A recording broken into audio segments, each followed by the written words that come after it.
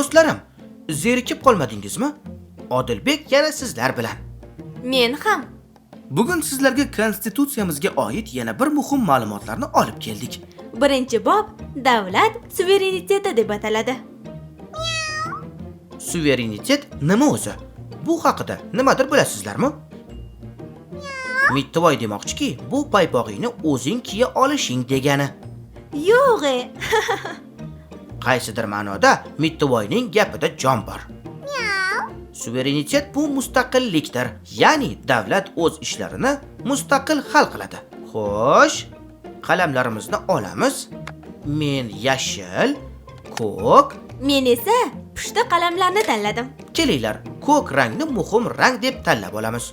Hozir konstitutsiyaning birinchi moddasini tahlil qilamiz va eng muhim so'zlarni ko'k rangga bo'yaymiz. Yaxshi. Birinchi modda. O'zbekiston boshqaruvning respublika shakliga ega bo'lgan suveren, demokratik, huquqiy, ijtimoiy va dunyoviy davlat. Ko'k qalamni oldik. Qaysi so'zlarni bo'yaymiz? Xo'sh, Barakalla Mittivoy. U suveren demoqchi.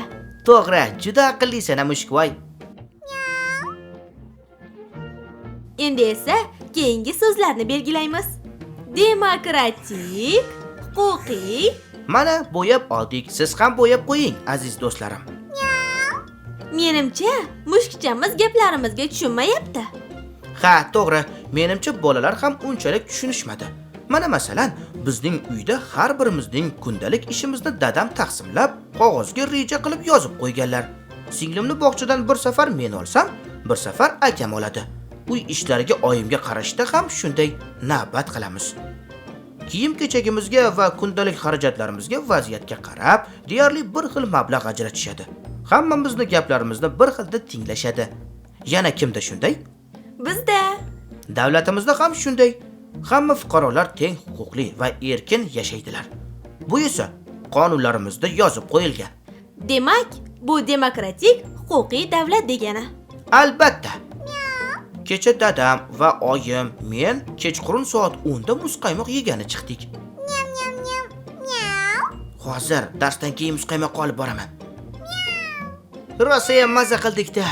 Boshqa yana ko'plab bolalarni ko'rdim. Ular ham sayr qilib yurishibdi.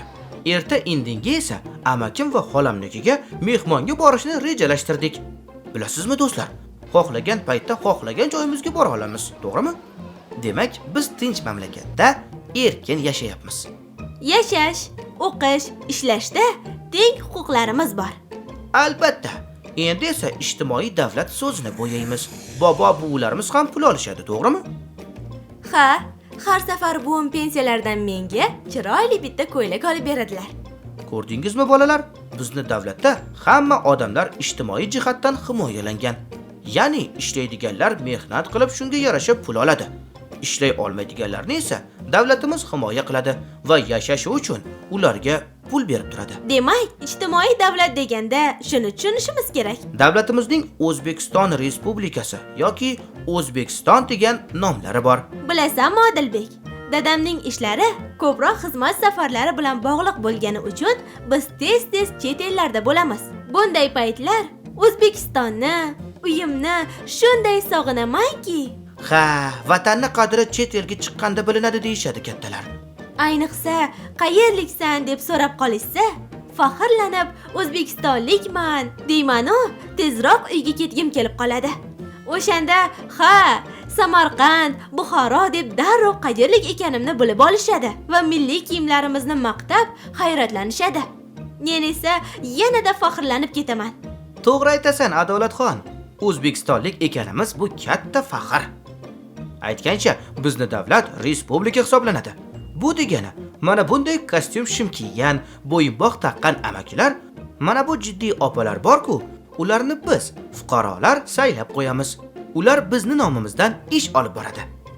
Davlat xalqning manfaatlariga xizmat qiladi. Davlat organlari va mansabdor shaxslar jamiyat va fuqarolar oldida mas'uldirlar. Hammamiz o'zimiz uchun pushti qalamda muhimlarini bo'yab olamiz. Masalan, jamiyat va fuqarolar oldida mas'uldirlar jumlasini. Mittivoy, qayerdasan? Mittivoy, qayerdasan? mushukchamizga nimadir bo'ldimikin deb qo'rqib ketdik-a, Adolatxon. Ha, yaxshiyam unga hech narsa qilmabdi. Agar sen va men davlat bo'lsak, Mittivoy kim bo'ladi? Xalq bo'ladi.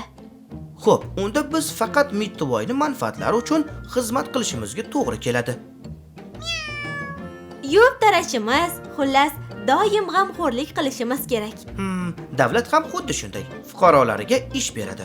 Ishlay olmaydiganlarga nafaqa beradi. Birgalikda mamlakatni rivojlantirish choralarini ko'radi. Davlatni boshqarayotganlar biz Mittivoy uchun qanchalik mas'ul bo'lsak, biz uchun ham shunchalik mas'ul. Albatta. Ha, aziz do'stlarim, bugungi darsimiz shu bilan tugadi.